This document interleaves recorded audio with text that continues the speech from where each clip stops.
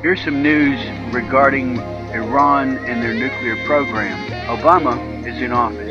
Obama's new intelligence chief, Dennis C. Blair, was making an appearance before a panel of lawmakers yesterday.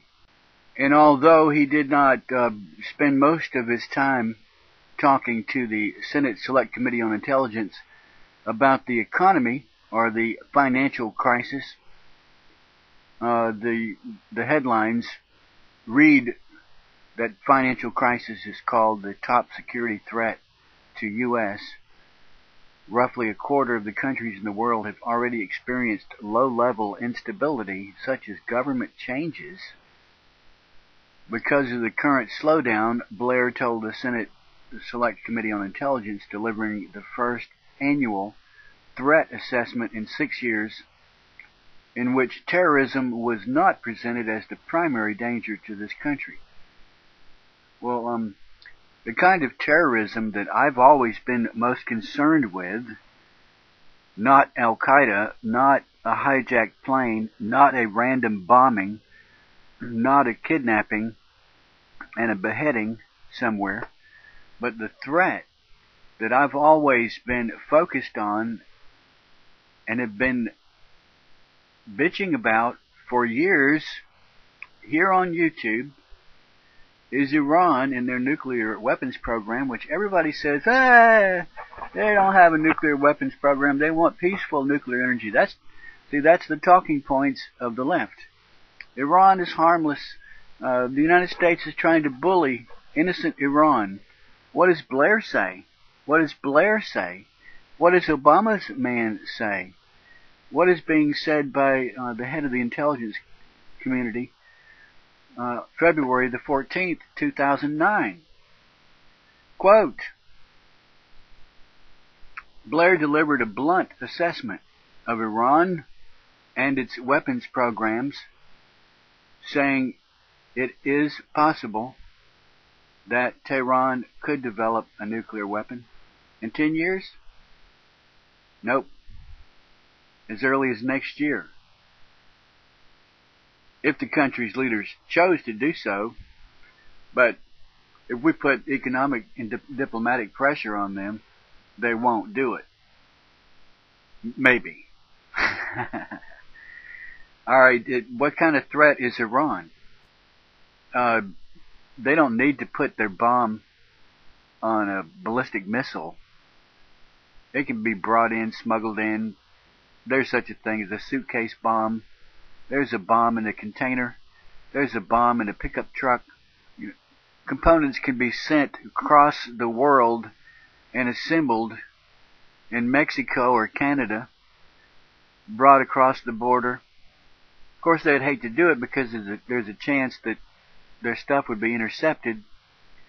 But marijuana gets in, and cocaine gets in. And of course, some of it is intercepted. So maybe what they'd have to do is let's play it safe and let's make the components for 3 bombs and smuggle the components in, and the most critical components, of course, will be given high priority. And we could have the ability to blackmail the United States in a year or less than a year. And if we wanted to deliver this threat casually and cleanly, well, we do have a missile defense system. Any rocket from Iran that entered the upper atmosphere and went into orbit heading toward the United States, I'm pretty sure would be detected and quite likely would be deflected, defeated. But Blair says, as I've been saying, even though he's Obama's man, quote, Iran is clearly developing all the components of a deliverable nuclear weapons program. But whether they take it all the way to nuclear weapons, it depends a great deal on their internal decisions. And of course that's true. I have the ability to take a trip to Mexico But that, you can't really predict if I'll do it because that depends on my internal decisions. But what if there's all this evidence that I'm planning a trip to Mexico? In the case of Iran, we've known since before 1991 that they were trying to build atomic weapons. 1991, without searching, I happened across an article in the New York Times, I believe. It's in some of my videos. I have several videos about Iran and their nuclear weapons program. Iran is clearly developing all the components of a deliverable nuclear weapons program. Blair described Iraq as increasingly stable, with terrorist attacks on the wane and Al-Qaeda losing followers and influence. Echoing recent statements by U.S. military commanders, he gave a grim portrayal of security in Afghanistan, where Taliban insurgents have shown new aggressiveness while the government continues to struggle with rampant corruption and an extensive drug trade. What drugs is he talking about? Whatever drugs can be derived from the poppy plant, I would imagine, such as opium and heroin. And for years on YouTube now, for 2 years, I've been pointing toward that as not only a means by which terrorism could be financed and radicalism could be financed, but it also is a debilitating, negative societal plague.